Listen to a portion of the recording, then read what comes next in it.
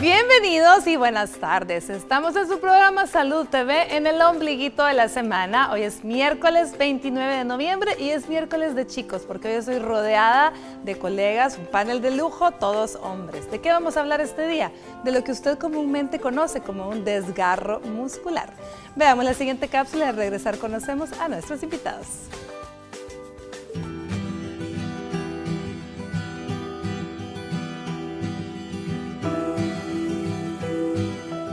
El desgarro muscular es la distensión o rotura de un músculo o un tendón por estirar o contraer demasiado el tejido que lo compone. Usualmente se acompaña de hemorragia que es provocada por la rotura de los vasos sanguíneos que recorren el músculo afectado, causando un dolor muy intenso que impide contraerlo. Por lo general, el desgarro muscular ocurre durante el ejercicio o las actividades deportivas. Sin embargo, también puede ocurrir al levantar objetos pesados. Según la gravedad de la lesión, puede clasificarse en 3 grados. El primero se caracteriza por los daños leves de las fibras musculares, el segundo por la rotura parcial de estas y el tercero por la rotura total de las mismas. Si la lesión es grave, quizás requiera cirugía para reparar el músculo o ligamento desgarrado, seguida de un largo periodo de reposo y recuperación. Para conocer más de los desgarros musculares, causas y tratamiento, quédese en sintonía de su programa Salud TV. Nuestros especialistas estarán hablando de este interesante tema. Acompáñenos.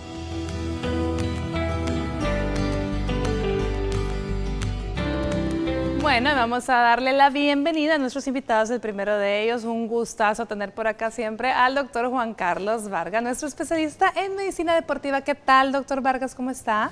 Muy bien, gracias por la invitación y alegre de poder compartir aquí con los colegas y amigos y poder llevar información buena a la audiencia, como siempre. Muchísimas gracias por hacer siempre el tiempito.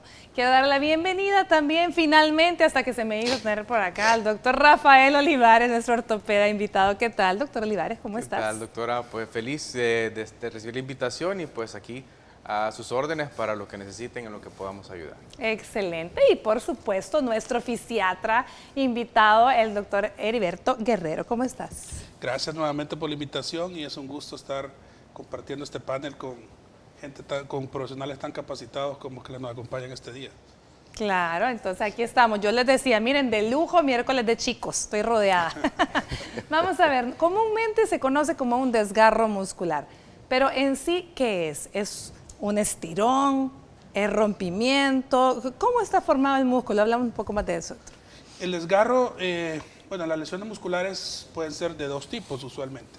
Una en la cual la fibra muscular se estira pero no alcanza a romperse, que es lo que se llama una contractura muscular, que es bien frecuente. Y la otra es en la cual ya hay una ruptura de las pequeñas fibras o de fibras grandes y eso produce un sangramiento. En términos comunes es una herida al músculo. Ajá. Las fibras musculares se rompen, hay un sangramiento y eso produce lo que comúnmente se llama como un desgarro.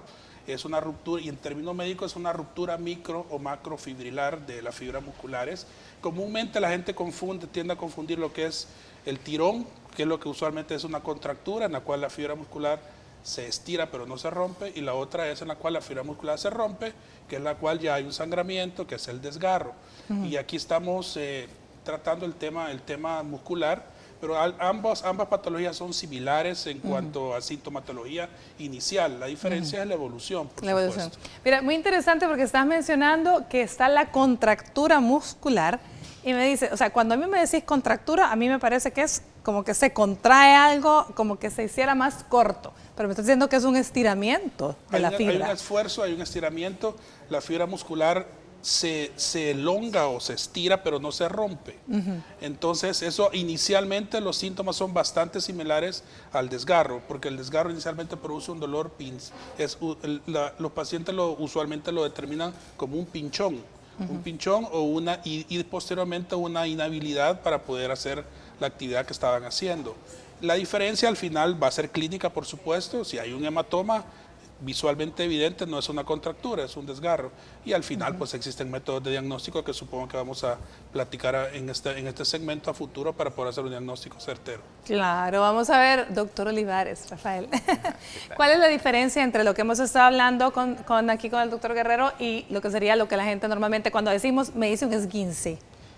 Bueno, estamos hablando de dos áreas diferentes. Cuando hablamos del músculo, pues hablamos de la estructura músculo y tendón como una sola pieza, y entendamos que es el músculo el que contrae y el tendón es como la cuerda que está alando el hueso. Cuando hablamos de esguinces, hablamos de lesiones de ligamentos. Es decir, los ligamentos son los que unen un hueso con otro. Es decir, como el amarre entre un hueso y otro, por ejemplo en la rodilla, que tenemos los colaterales y los cruzados, ellos mantienen los huesos unidos.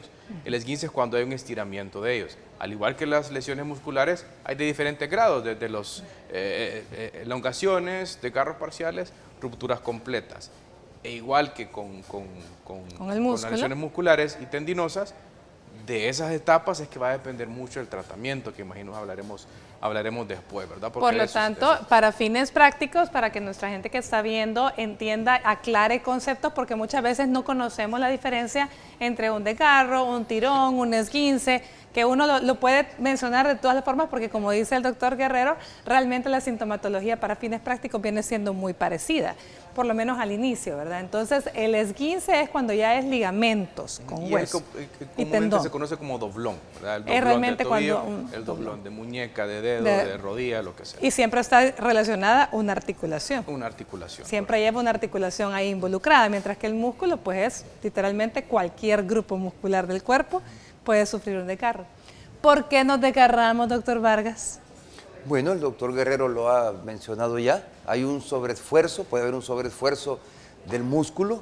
Tal vez la persona quiere hacer ejercicio, no ha estado haciendo, se acuerda que hace 20 años hacía ciertas cosas y quiere volver a hacerlas. Y podía hacerlas. O la gente que dejó de correr, que vuelve a jugar voleibol. Esas personas, si entran a hacer el ejercicio como lo hacían, con la intensidad que lo hacían antes, pues están sometiendo el músculo a un esfuerzo mayor y ahí puede desgarrarse. Pero hay otros motivos también. La deshidratación del músculo puede provocar eso. En la deshidratación pues no solo se pierde líquido, sino que también electrolitos, y eso puede aumentar el riesgo de una ruptura muscular o de un desgarre. Otra cosa importante es la técnica del ejercicio. Hoy está muy de moda el CrossFit y es muy bonito, pero hay una técnica para hacerlo. La gente cree que levantar las pesas es solo agarrar los hierros y moverlos. Hay una forma de pararse, hay una forma de erguir la columna, hay una forma de poner los brazos. Entra la física ahí, entra la física, hay una técnica. Entonces, la técnica va orientada en el campo que sea a facilitar, a ahorrar energía, a facilitar los movimientos. Entonces, si yo no conozco la técnica de levantar pesas y me pongo a levantar un montón de pesas de una sola vez, es muy posible que me lesione, se me rompa un músculo. Entonces muchas veces es por eso, porque hay sobreesfuerzos. Pero fíjese que ahorita usted me acaba de mencionar, si levanto mucho peso y con una mala técnica puedo tener lesiones musculares serias, pero no solo musculares serias, ¿qué otras cosas puede pasar al hacer eso?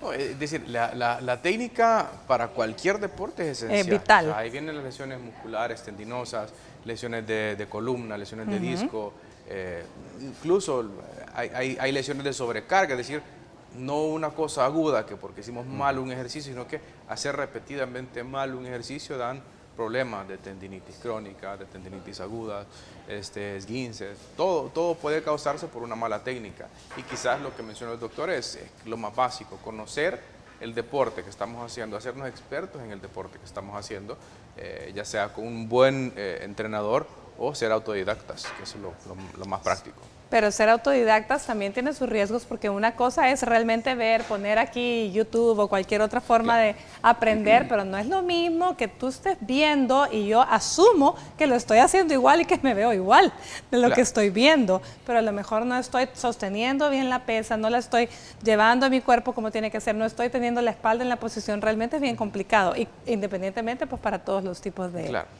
deportes, ¿cierto?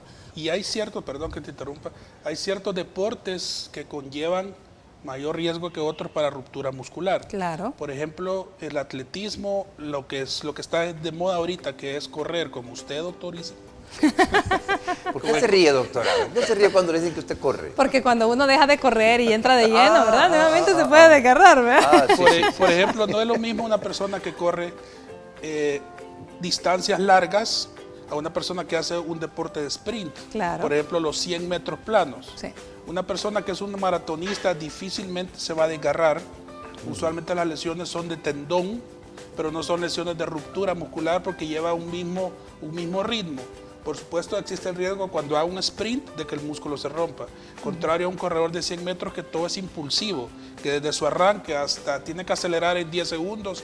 Ese proceso de aceleración conlleva que la fibra muscular de los músculos posteriores de la pierna vayan forzados y se rompe más fácilmente. Muy bien. Bueno, vamos a ver el avance de noticias y regresamos con más de este tema que está muy interesante. Ya volvemos.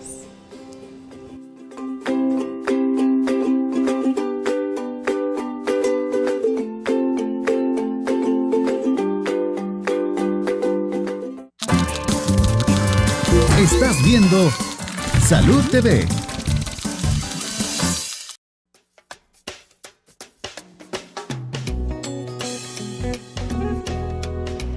Pedir ayuda, detenernos y ver quién nos puede auxiliar. Lo más común es que nos hacemos masaje, pienso yo. Ponerse relajantes, hielo, masaje. Buscar atención médica, ¿verdad? Para que mientras lo llevan al hospital a ver qué le hacen, ¿verdad?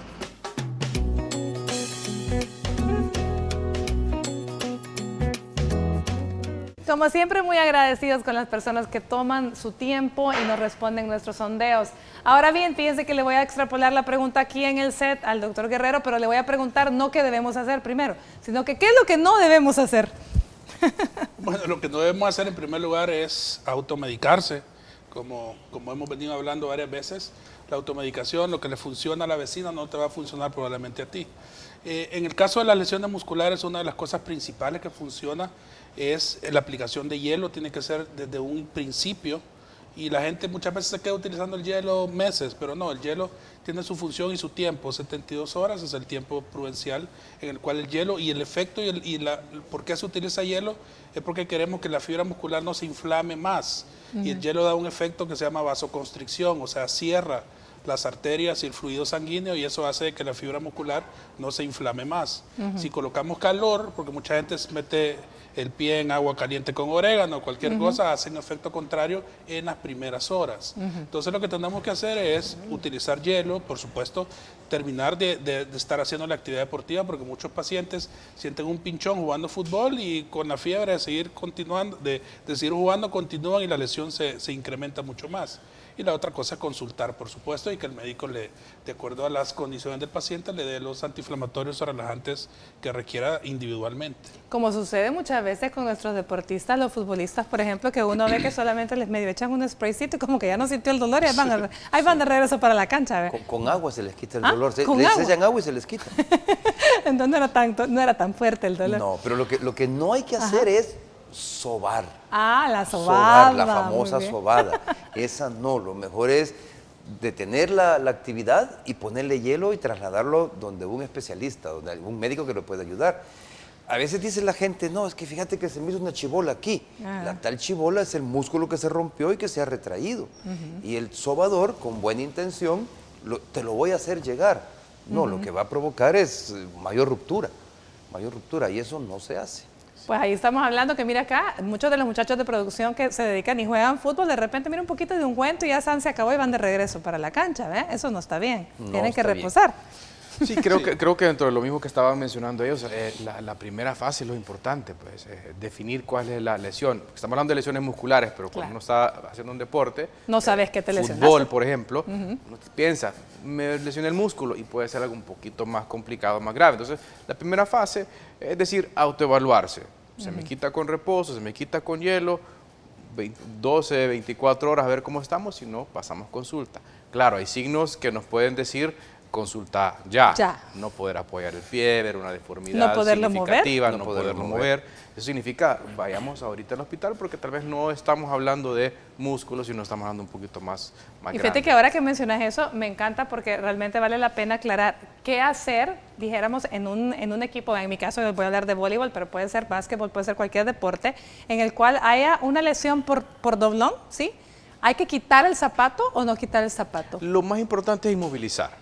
Si el quitar el zapato, quitar la camisa para evaluar no involucra movilizar mucho la articulación o el hueso o la pierna o el miembro, lo que sea, se puede quitar el zapato. Lo ideal es, si hay mucho dolor, si hay mucha deformidad, mejor no tocar, inmovilizar de cualquier manera. O sea, no tiene que ser algo tan profesional, un par de palos, unas camisas amarrando.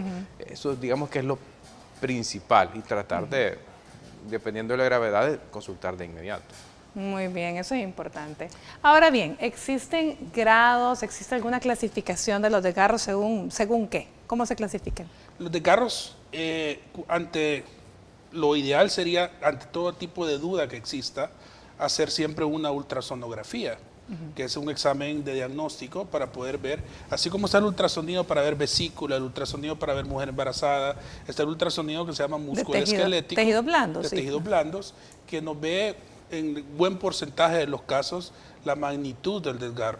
Y ahí nos va a decir ecográficamente, ultrasonográficamente, qué porcentaje de fibra muscular se ha roto, y de acuerdo a eso es el pronóstico de evolución. Muchas veces el ultrasonido, dependiendo del músculo afectado, no penetra suficiente como para poder hacer un diagnóstico, y en ese caso hay que poder hacer un examen más caro, que es una resonancia magnética, principalmente en músculos de cadera, que muchas veces son complejos. La parte glútea es una parte que involucra muchos músculos en la parte de la cadera, que a veces músculos pequeños como el piriforme o el glúteo medio no se alcanzan a visualizar en una ultrasonografía, y hay que hacer un estudio más complejo como una resonancia magnética. Y ahí nos vamos a ver qué tipo el grado, el porcentaje de grado de lesión que tenga, valga la redundancia, la lesión muscular, y de acuerdo a eso el tratamiento y pronóstico y el tiempo en el cual el paciente tiene que no estar utilizando esa parte muscular, porque muchas de las cosas que muchas veces se ven es que el paciente que tiene un desgarro muscular, algunas personas le dicen, tenés que reposar por completo, y eso no es cierto. Si tú te desgarraste el músculo de la pantorrilla, puedes trabajar la parte superior, puedes ir al gimnasio a trabajar abdominales, brazos, etcétera, sin necesidad de estar haciendo eso. O sea que no hay que inhabilitar al atleta de estar haciendo deporte, sino que hay que inhabilitar la parte que está lesionada durante ese proceso de recuperación. No hay que inhabilitar al atleta, y mucho menos inhabilitar a aquel que le ha costado tanto empezar a hacer ejercicio, si lo que se lesionó y lo va a detener nuevamente, imagínese, ¿verdad? Entonces no hay que inhabilitarlo, hay que preguntar qué puedo hacer, qué tipo de ejercicio puedo hacer. A ver, ¿cuáles son los músculos más afectados dentro del judo, la lucha? Yo creo que en general en todos los deportes, si en los deportes de fuerza, levantamiento de pesas, yo he visto muchos levantadores de pesas con rupturas del bíceps. Pero me atrevo a pensar que quizás ustedes también coinciden conmigo, isquiotibiales son los más frecuentes, porque es el doctor Guerrero, cuando se quiere hacer velocidad y no se ha preparado para eso. Pantorrilla. Pantorrilla también. Y lo común es que el paciente va contando, fíjese que yo andaba corriendo y alguien me tiró una piedra. Yo sentí la pedrada aquí abajo y oí. Y es que a veces se escucha. Sí, se escucha. Se escucha. Entonces se quedan buscando la piedra y no la hallan, porque no fue ninguna pedrada, fue el músculo que se rompió. Entonces... Sí, se sintió feo, pero es cierto. Sí, es cierto. Es cierto, se escucha y se siente. escucha. No, es que a mí me tiraron una piedra, yo no sé quién fue, pero no es eso. Se siente como si le pegan con un hule, también muchas veces. También. ¿Ah? Una mordida, un hule. Ajá, como si te han dado con un hule fuerte, cuando se te rompe un músculo. Y hay una cosa importante, porque estos músculos, los isquiotibiales, es que se rompen, digamos, con más frecuencia. Muchas veces las personas se les olvida que los músculos funcionan en pares complementarios, que hay unos agonistas y otros antagonistas.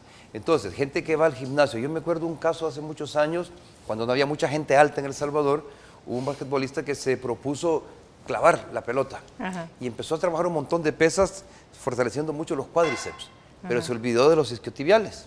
Ah. Entonces, una vez en el Gimnasio Nacional hizo la entrada, saltó, clavó la pelota y al caer, Cuando la cayó. contractura de los cuádriceps fue tan grande que le arrancó la rótula. Es decir, no había una una armonía, no había un desarrollo armonioso entre los músculos agonistas y los antagonistas. Entonces hay que trabajar los dos pares de músculos siempre.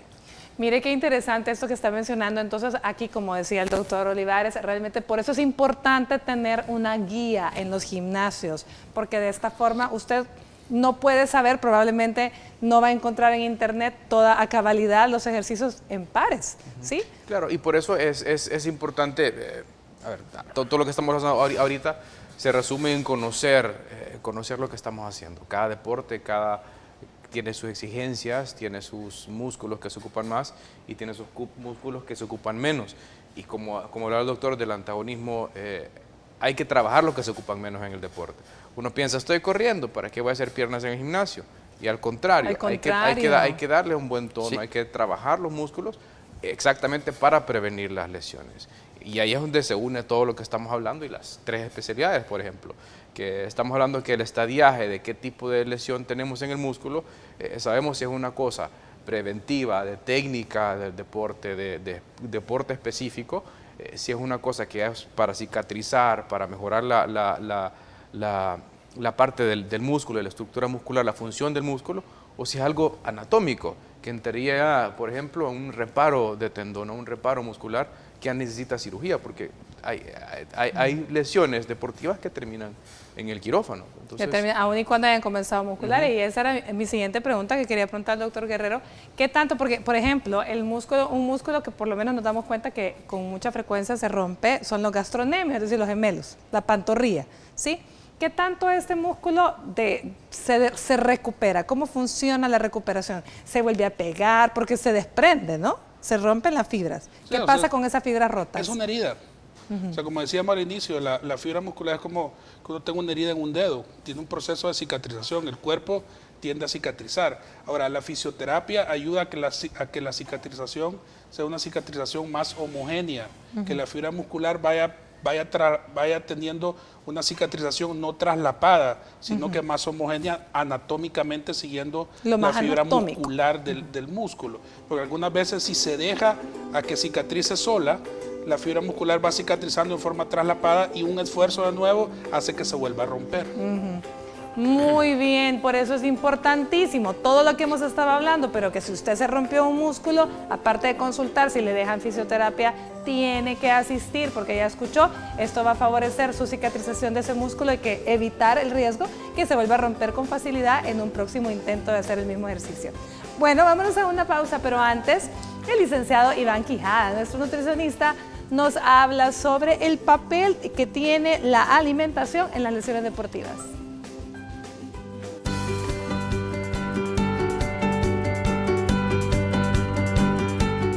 Hola amigos de Salud TV, mi nombre es Iván Quijada, nutricionista, y en esta tarde vamos a hablar sobre el papel de la nutrición en las lesiones deportivas. La importancia de la nutrición en las lesiones deportivas la podemos definir o dividir en 2 etapas, en la prevención como también en su recuperación. Pero dentro de la prevención también yo puedo subdividir, porque hay que conocer la causa o el origen de las lesiones. Las lesiones tienen 3, orígenes principales. Una es el choque, en el cual justamente como la palabra lo dice, es golpearse o caerse, dentro donde la nutrición no puede hacer mayor cosa. También existe lo que le llaman las lesiones por mala técnica. Quiere decir que la persona sigue haciendo el ejercicio de una manera errónea o correcta. Por ejemplo, hace 60 días bajando mal y se puede lesionar la espalda y las rodillas. Difícilmente la nutrición va a poder ayudar. A donde la nutrición puede ayudar es justamente en el sobreentrenamiento o el sobreesfuerzo. Quiere decir que cada vez que usted entrena, llámele bien, llámele regularmente bien, esta persona o estos músculos los sacamos de su zona de confort, los sobreexponemos. ¿Qué quiere decir? Que el músculo comienza a trabajar. Usted imagínese una maquinita moviéndose hacia un lado, derecha, arriba y abajo, y que justamente necesita nutrientes necesarios para esa función. Necesita los carbohidratos para la energía, necesita las proteínas para comenzar a dar el material de apoyo para los músculos, necesita la grasa como para poder compensar todas estas funciones, vitaminas y minerales. Si estos nutrientes no están en esa sintonía, esa persona, por muy bien que entrene, se va a sobreesforzar. Y si se sobreesfuerza, se va a desgarrar, y si se desgarra, se va a lesionar. Mi nombre es Iván Quijada, nutricionista y especialista en actividad física. Para Salud TV, nos vemos en la próxima.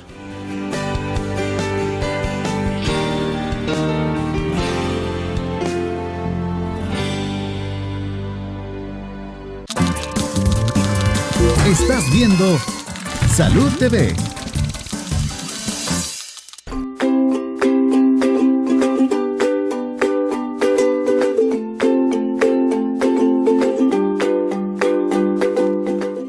Buen provecho si usted está almorzando y muchas gracias por permitirnos acompañarle. Este día estamos aprendiendo sobre lo que conocemos como desgarros musculares, ya dijimos, o roturas de las fibras musculares.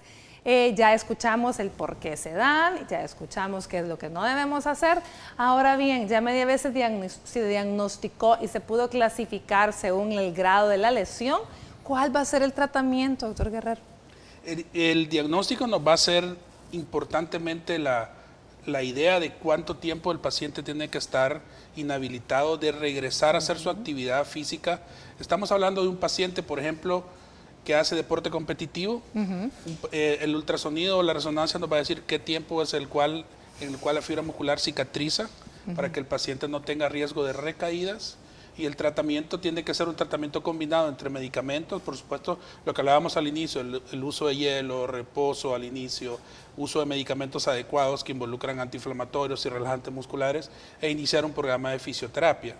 El programa de fisioterapia va a ir logrando que la fibra muscular desinflame, cicatrice más rápido, pero también es importante en nuestra experiencia de que el paciente, una vez que ya la fase de dolor e inhabilitación, porque muchos llegan, si hablamos de los músculos de la parte posterior de la pierna, que involucran pantorrillas y los músculos isquiotibiales, muchos de ellos incluso se les dificulta el poder caminar. Una vez que ya esa fase haya pasado, incluso el ejercicio, el poder hacer ejercicio, facilita que la fibra muscular vaya cicatrizando mucho mejor porque aumenta el flujo sanguíneo. Por ejemplo, si sabemos que el músculo isquiotibial, el principal, el bíceps femoral se rompió, que es el músculo del centro, de la parte posterior. Sabemos que ese músculo se rompió, pero ya está en una fase de cicatrización, pero eso le permite que el paciente pueda trotar, que vaya a trotar. Eso nos va a servir para que el proceso de cicatrización sea mucho más rápido. Hay técnicas actuales que facilitan de que la fibra muscular cicatrice mejor. El doctor Olivares tendrá mucho más experiencia en eso, que es el plasma rico en plaquetas. A ver, cuéntanos un poco. En todo esto de sanar, ¿verdad? De que uno mejorar o de curarse, tenemos que tomar en cuenta que el cuerpo quiere sanar. El cuerpo tiene la capacidad de sanar y nosotros estamos ahí para ayudarle y para orientar al cuerpo a sanarse. Uno de esos mecanismos que tiene el cuerpo es el hecho de que las mismas células de uno quieren llegar a este lugar a sanarse. Una de estas células son las plaquetas. Las plaquetas son las que cuando uno se corta llegan ahí para que uno deje de sangrar, pero también ellas llaman o inician la acción de cicatrización de estos tejidos. Cuando tenemos lesiones crónicas o rupturas grandes, ya sea tendones o de músculos, una de las técnicas que se pueden ayudar para mejorar o facilitar que estos tejidos cicatricen es el plasma rico en plaquetas. ¿Y qué es esto? Se sacan tu sangre, separan la parte que son las plaquetas del resto de la sangre y eso se inyecta en el área que está lastimada. Entonces ahí llegan estas plaquetas que son de tu propio cuerpo a iniciar un proceso de curación, digamos, de estas fibras. Es algo, digamos, relativamente de bajo costo comparado con otras soluciones que pueden haber y que tienen muy buenos resultados. Se ven deportistas y en, digamos, no deportistas solo profesionales, sino que también amateurs. Pero y son cosas que se hacen en la clínica, o sea, que se hacen en una mañana. Tal vez no en consultorio, pero sí en un lugar que guarde un ambiente las estéril, medidas higiénicas, las medidas higiénicas estériles, pero es algo que no tiene que estar ingresado ni que vas a pasar con anestesia ni nada, sino que son procedimientos pequeños ambulatorios. Bueno, pero si sos enemigo de los pinchones, pues... claro, nada es gratis, y menos para los deportistas. Nada es gratis en esta vida. Ajá, y es bueno aclarar que es el punto medio entre la fisioterapia y la cirugía, ¿verdad? O sea, son las lesiones que con fisioterapia no han logrado mejorar por completo, que son desgarros que son un poquito más serios o más crónicos y que no están en la categoría de que hay que reparar esto que está completamente roto. Hay que ir a reparar eso que se rompió. Ahora bien, si yo tengo una lesión muscular, ¿cuándo me voy a incorporar? Ya dijimos, dijo el doctor Guerrero, que va a depender del ultrasonido, de la clasificación del desgarro muscular, cuánto tiempo va a tardar esa fibra en recuperarse. Pero cuando regrese, ¿qué cuidados especiales tengo que tener, doctor Vargas? Bueno, y el doctor Guerrero lo mencionó de alguna manera, de empezar progresivamente. Y la rehabilitación debe ser así, es decir, no es que cuando no mueve esta pierna y ya dentro de tantos meses va a empezar otra vez igual que antes. No, tiene que empezar progresivamente. Uno, por lo que él decía, el flujo sanguíneo va a ayudar a que esa lesión se recupere mejor y más rápido, dándole también elasticidad al músculo, porque pensemos en el músculo como una herida o como un lazo que se cortó. Si ese lazo se ha cortado totalmente, para repararlo tengo que anudarlo. Entonces eso va a provocar alguna pequeña acortamiento. Entonces una buena recuperación va a hacer que esta cicatriz que se está formando ahí sea flexible también. Entonces hay que volver a empezar de manera así progresiva, paulatina. Y quisiera hablar también de la prevención. Antes de empezar hay que hacer un buen calentamiento, hay que hacer un estiramiento. Es que creo que eso es básico, doctor, Sí. independientemente, antes de que se lesione, y si ya se lesionó, pues definitivamente antes de volver a comenzar, ¿no? No hay que esperar la lesión para aprender a estirarme. No, tengo que hacerlo. Algunos dicen, no, es que yo estoy joven, eso es para los viejitos. No, eso es para todos. Eso es para todos. Y el calentamiento son 3 fases que hay que cumplirlas, que hay que hacerlas. Y es estirar los músculos de manera amable para que las fibras se preparen para la actividad física que se va a hacer. Luego viene la lubricación, que se refiere a las articulaciones, que es hacer rotación de las articulaciones. Y luego el calentamiento en sí. El calentamiento en sí no se calienta echándose un ungüento que le caliente a uno los músculos. No, eso no. Eso solo es calentar la piel. Esto es como intentar calentar el motor de un carro con un reflector. Va a estar caliente de encima, pero de adentro no. Los objetivos del calentamiento es aumentar el flujo sanguíneo, la frecuencia cardíaca, la frecuencia respiratoria, la presión arterial, poner los músculos a tono, y eso se hace moviéndose. Hay gente que dice, no, yo para calentar hago 100 abdominales. No, eso no es calentamiento, eso es fortalecimiento. Yo hago 15 pechadas, tampoco. Se calienta haciendo movimientos inespecíficos, diferentes tipos de desplazamiento que vayan preparando al músculo y a todo el cuerpo a entrar en acción. Y otra parte importante para la prevención, lo voy a decir así, es la humildad. Sí, hay que ser humilde, hay que saber su capacidad. Si el que está en la banda, a la par suya en el gimnasio, lo hace más rápido, va más rápido, tiempo, exacto. A usted no le importa, su capacidad. Su tiempo, su capacidad, todo. Que el otro levanta más, sí. Que voy corriendo y me paso una ancianita, qué bueno, que le vaya bien, pero usted haga lo suyo, sea humilde. Eso estuvo bien. Bueno, vamos a ver que todo mundo se puede desgarrar, obviamente también los niños. Así que en la siguiente cápsula, la doctora Nancy Umaña, pediatra, nos habla de las lesiones musculares en la población infantil. Ya volvemos.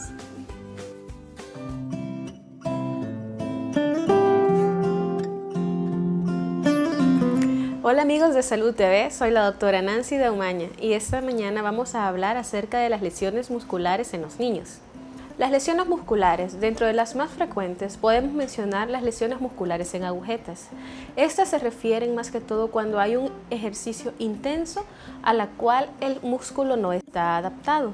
Se desarrollan con una lesión dolorosa e inflamatoria en las primeras 24 a 30 horas de haber realizado esta actividad física intensa a la cual el músculo no estaba acostumbrado. Esta lesión puede durar hasta 76 horas después de haber realizado la actividad física intensa. Para esto se recomienda realizar una actividad paulatinamente, es decir, poco a poco irse acostumbrando a realizar este ejercicio, principalmente en los niños. Esto es importante porque el músculo no está desarrollado al 100%. Entonces tiene que ser un desarrollo poco a poco para que la adaptación sea la más óptima posible. Luego podemos mencionar los calambres musculares. Los calambres musculares son también contracciones intensas de las fibras musculares que pueden durar pocos minutos a incluso segundos, pero son extremadamente dolorosas. El origen de estas puede ser por deshidratación, obesidad, déficit de vitamina D o ejercicios intensos también a los cuales el músculo no está acostumbrado, desequilibrio hidroelectrolítico. También para esto el ejercicio paulatino es lo más importante. Por último, mencionamos las contracturas musculares, que son contracciones musculares, como su palabra la dice, de manera involuntaria y más prolongada, que el objetivo de estas es proteger una zona del cuerpo que está lesionada. Las más frecuentes son a nivel lumbar o a nivel de la espalda, formándose muchas veces nódulos musculares. Para evitar este tipo de lesiones musculares es importante tener una alimentación adecuada, nutrición e hidratación óptimas y realizar el ejercicio de manera escalonada para evitar la fatiga muscular y el desarrollo paulatino del músculo. Para Salud TV, soy la doctora Nancy de Umaña.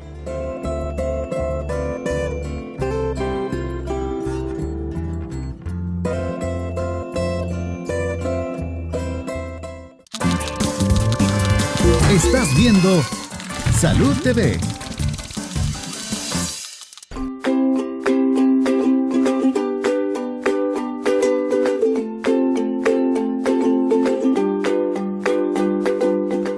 Continuamos con nuestro programa, estamos hablando de los desgarros musculares y nos encanta recibir sus preguntas y sus interacciones a través de redes sociales. Tenemos una pregunta que me gustaría que nuestros especialistas nos ayuden a ver qué consejo le damos a nuestro televidente.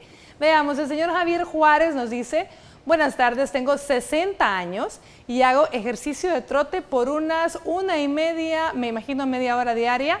Ocupo zapatos tenis, a veces algo planos, pero no muy seguido. Siento como que medio se me traba la rodilla derecha. ¿Qué me aconsejan? Bendiciones. Bueno, muchas gracias, Javier, por escribirnos. Vamos a ver qué le vamos a decir. Primero, yo lo felicito. 60 años y corriendo y todos los días, bárbaro. Nosotros también lo felicitamos. Sí, eso es lo primero. Es lo primero. Felicitarlo por 1:30 de correr a los 60 años todos los días. Dentro de la pregunta de él, incluso él pone un poquito de lo que probablemente le esté pasando. Sí, los zapatos. Zapatos planos. Hay que ponerle atención siempre al calzado, utilizar siempre el calzado correcto para la actividad deportiva que se haga. O sea, no es lo mismo el zapato para correr que el zapato para jugar tenis, que el zapato para jugar básquetbol. Todo tipo de zapato tiene que ser específico de acuerdo al deporte que se esté practicando. Y, perdón, aquí la pregunta te voy a interrumpir. Además de ser el zapato específico para el deporte que se está realizando, ¿qué tan de cierto hay que el tipo de arco del pie, la pisada de tu pie, tiene que ser también, esto tiene que ir congruente con el tipo de zapato? ¿Sí? Claro, porque hay formas diferentes del pie. Claro. Hay pacientes que son pie planos, hay pacientes que tienen sobrepronación, sobresupinación, y ya existen en la tecnología nueva los zapatos para correr esa posibilidad de que el paciente compre un zapato dependiendo si es sobrepronador, sobresupinador o pie plano. Eso lo puede hacer hasta en internet uno si no quiere, si no tiene, una vez que sepa, le analice, una que vez le analice sepa su qué tipo de pie tiene, porque puede hacer que compre en internet un sobrepronador y a lo mejor es supinador. No, lo que pasa es que lo que te quiero decir es que tal vez poniendo su huella del pie en el piso, ¿verdad? Y viendo de qué forma es la huella, existen formas como de comparar y saber qué tipo de pisada tiene, ¿no? Exactamente, hay lugares específicos donde se puede realizar eso. También lo puede, perdón, Tito, también lo puede ver viendo cómo se ha gastado el zapato. Ajá. Viendo la suela del zapato, cómo se ha gastado. Ahí vas a ver cómo está apoyando el pie. A ver, cuente. ¿No? Si lo gasta más de atrás, si lo gasta más del talón y de afuera, es que está corriendo mal, que está taloneando, como dicen. Se debe correr apoyando el metatarso. Y si lo está gastando de adelante, pero solo de un lado, del lado del dedito gordo. Este sería un pronador, ¿no? Es que mucho depende de la anatomía. O sea, cada quien tiene un tipo de pie, cada tiene un tipo de pisada. Que lo mejor es verlo activamente. Hay diferentes estudios que se pueden hacer, tanto solamente ver el arco como grabar la corrida, un montón de cosas. Es un tema bastante complejo, amplio. Y sí, yo creo que el mejor consejo es, si a usted le gusta correr, empaparse con alguien que conozca y que pueda hacer estas pruebas.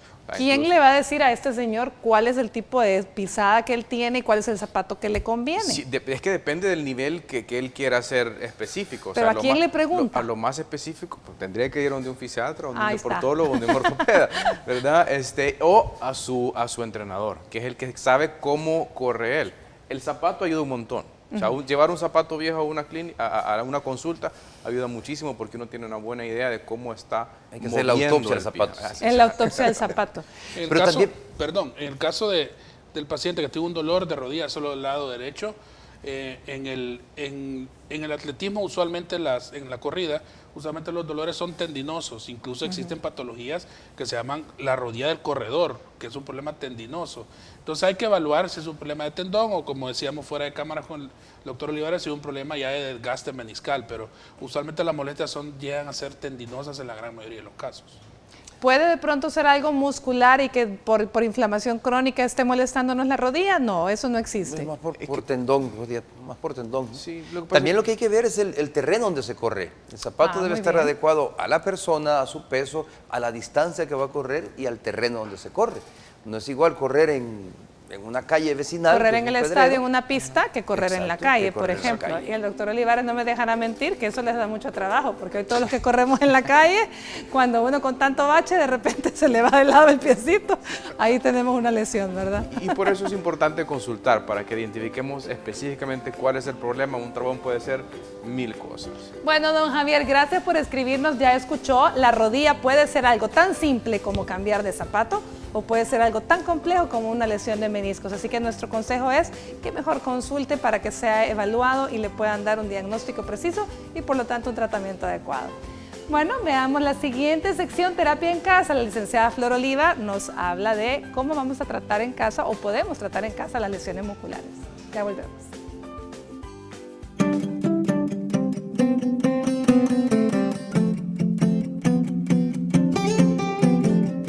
Buenas tardes, soy la licenciada Flor de María Oliva, fisioterapeuta y terapeuta ocupacional.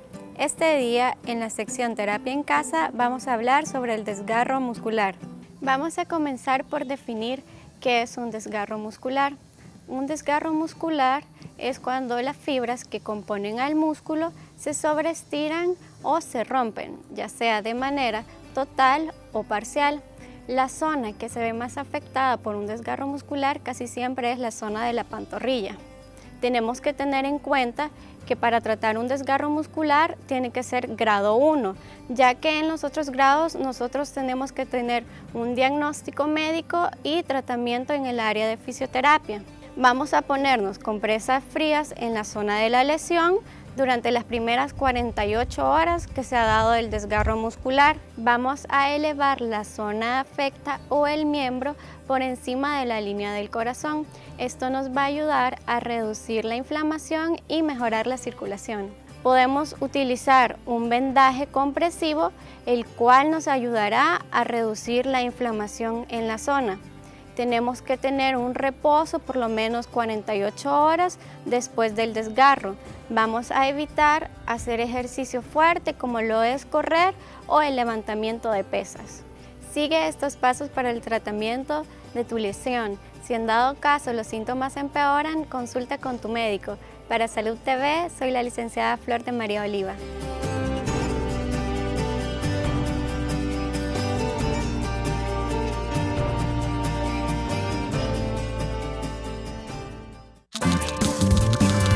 Estás viendo Salud TV.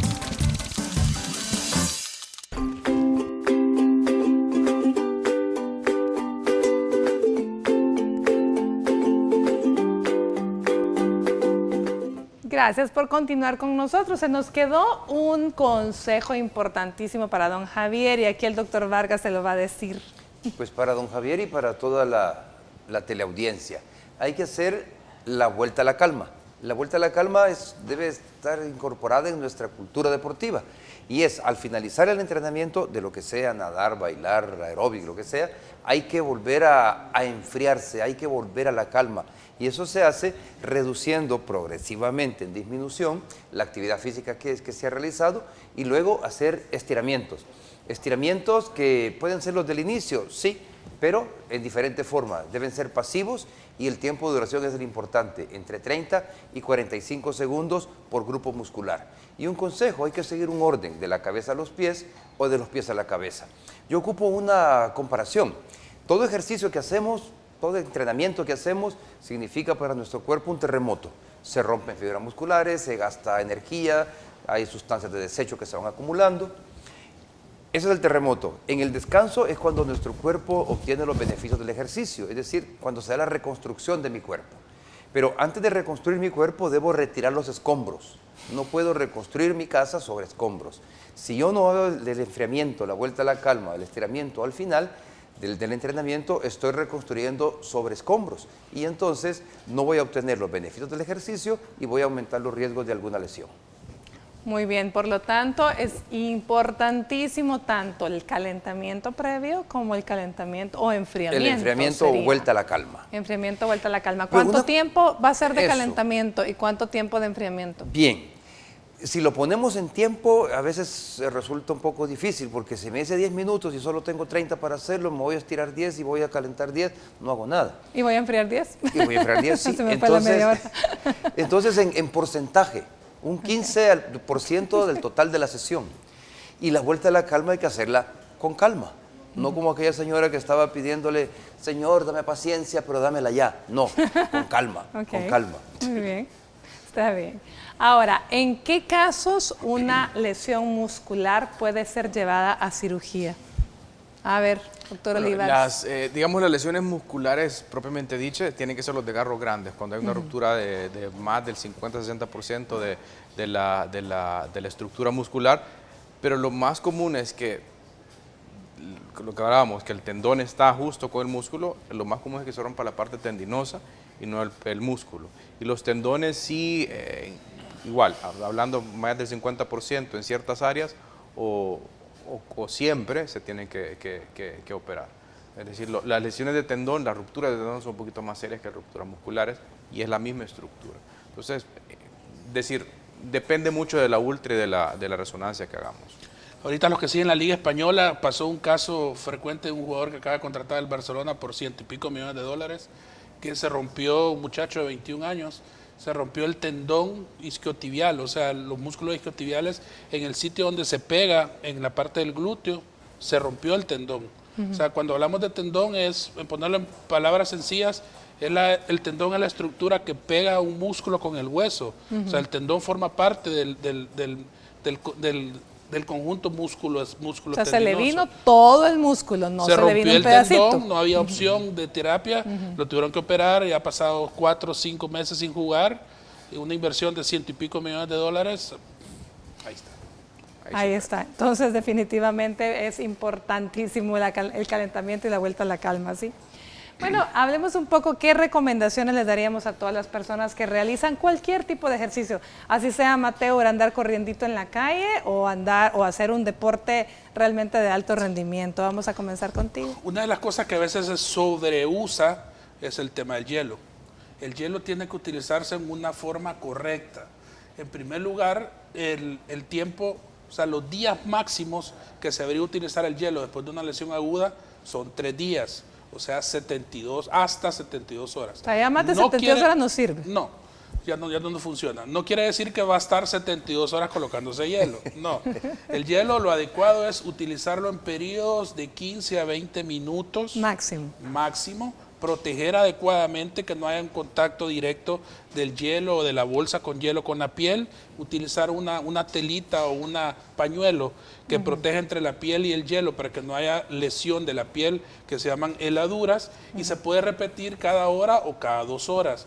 O sea, utilizar 15, 20 minutos cada 2 horas durante 4 o 5 veces al día es lo adecuado, porque hemos tenido pacientes que se han dormido con bolsas de hielo encima del músculo y aparecen con irritaciones de la piel grandísimas. Entonces, esa es una de las primeras cosas que me gustaría que la gente tomara en consideración. ¿O qué hay de la colocación del hielo activamente? Es decir, tomar como que es una charamusca o una paleta y pasárselo en lugar de dejarlo completamente ahí en reposo la bolsa. Es preferible dejarlo en reposo. Ok. O sea, no hay por qué ajolotarse, como comúnmente se dice, sino que hay que dejarlo en reposo. Por supuesto, si es un jugador de fútbol que está durante el proceso de jugar, mejor utilizar de esos sprays que son hielo líquido, hielo en spray, que ayudan. Esos son los sprays de los que estamos hablando, que rapidito se levantan y salen corriendo. Exactamente. Bueno, tus recomendaciones finales rapidito de ambos, por favor. Pues mi recomendación es no deprimirse. Una lesión es una oportunidad para aprender de uno mismo y aprender del entreno. y para empezar de nuevo. Entonces eso es lo más importante. Excelente. Doctor Vargas. Bien, que es cierto que hay lesiones deportivas, pero los beneficios que nos da el deporte son mucho más Son que los demasiado riesgos. Sí. Bueno, muchísimas gracias. Se nos terminó el tiempo. Ha sido para mí un placer haberlos tenido por acá los tres. Doctor Guerrero, doctor Olivares, doctor Muchas Vargas. gracias. Gracias a ustedes que nos acompañaron. Mañana vamos a estar hablando de la inflamación de la vejiga. Así que nos vemos mañana a la misma hora. Por hoy que tengan una linda tarde de miércoles y que Dios los bendiga.